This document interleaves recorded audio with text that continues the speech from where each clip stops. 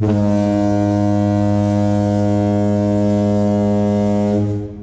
there, part-timers. Once again, Santon from Antonio Bay. Thank you guys for stopping by the collection room today.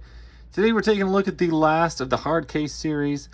It's only issues 25 and 26 left, and that is it. That is all they ever produced of this comic.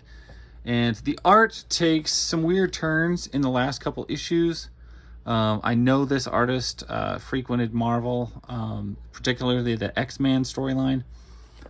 And this artist I am not entirely familiar with.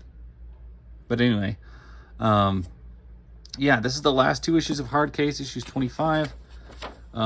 Solidly in control of, or controlled by Marvel right now. Right now we've got a time vortex kind of closing in on itself. He tried to fix various times to save everybody's life of his teammates and things like that. That did not work.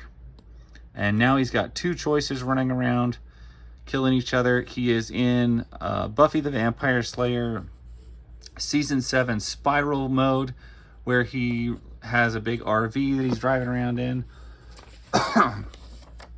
And it is wild. And I never liked this part, though. The original choice is fighting in Elseworld's choice. The Elseworld's choice is just awful, just for the sake of being awful. Like, she has no reason to hate or fight or want to kill this other choice, but she just does. She's just like, when you see something that looks that similar to you, you just charge at it and murder it. Hardcase, meanwhile, has healed somewhat from his massive battle with Enemy, and he is on his way to find Rex Monday and end this whole issue. But yeah, the whole choice battle never made any sense, because it's like they're advertising execs. They're just advertising not execs, mascots. Why would they fight each other and kill each other over that? So Hardcase is one of the few Ultras to realize that he has untapped potential in his powers. And the alternate has kind of informed him of this. Basically, ever since he became an Ultra, he doesn't need air, he doesn't need food, he doesn't need a lot of things, and water will heal him if he drinks it. And it will with all Ultras if they just knew it, if they just embrace that, but they don't. So he's the only one who's really got a lot of that figured out. And the whole series is definitely, it is in a spiral. It is a free fall. He is on his way, video game style, through the last levels to meet Rex Monday and kill him. And it is wild. There's the unresolved plots coming up with his son. We've already seen some of that. He is being lowered down to the core of the earth in a weird psychic bubble, where he gets his showdown with Rex Monday in what they call Monday Quest: The Confrontation. It's just a pretty cool story. He has no hope of beating Rex Monday at all. He does have an Infinity Gem, which might actually help him, but he's unable to cash in. And just as the whole world is going wrong for him, Rex Monday is of course going to win, because he's incapable of losing. We finally get his backstory. He's one of the first humans ever to be alive. Meanwhile, Choice is fighting a different Choice.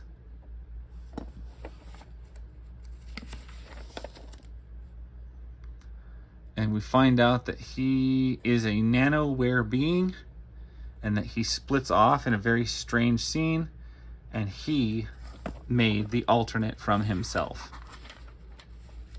And the alternate is now the only one who can have any hope of killing him. And there's Enemy in its early stages. It was his tool to go around and kill stuff. And it's just this whole diabolical worldwide thing. And this is a pretty crazy scene. This burned into my brain. The choices are still fighting. The one incinerates the skin off the other one, about kills her. And then the other one, the original one, punches through her chest in a just glorious, what is that moment. This is the kind of fights that you would have over a misunderstanding in the Ultraverse. And he goes back, he sees himself trying to change the timeline in a very Back to the Future 2 kind of way. All this is going wrong when suddenly, kaboom! The alternate has harnessed the power of enemy. She is wearing it like a mech suit.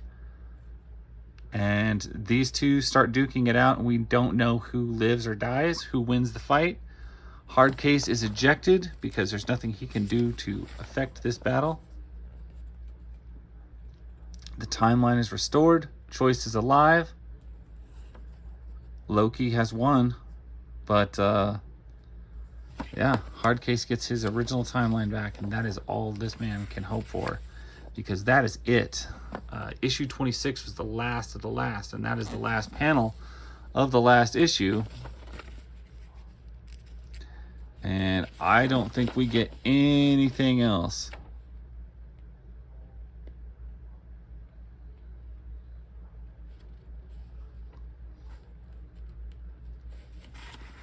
And what's the last line? That's pretty much it. So yeah, it kind of just stops. And that's, I don't know, that's kind of wild.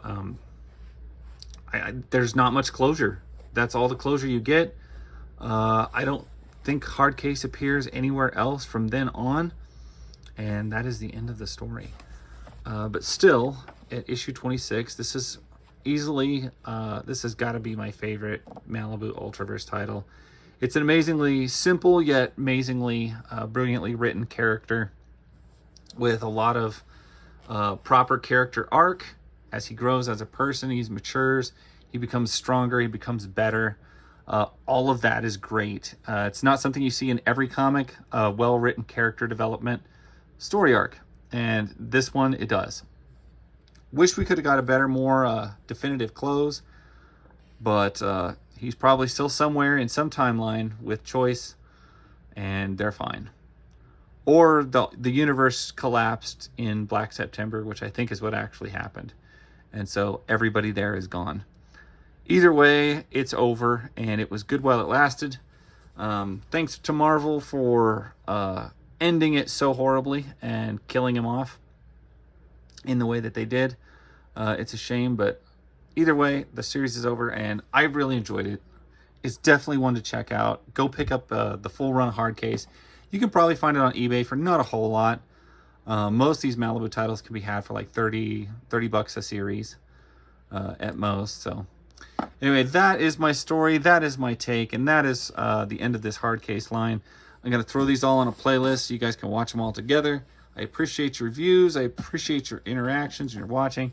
Thank you guys so much. Later, part-timers. Bye.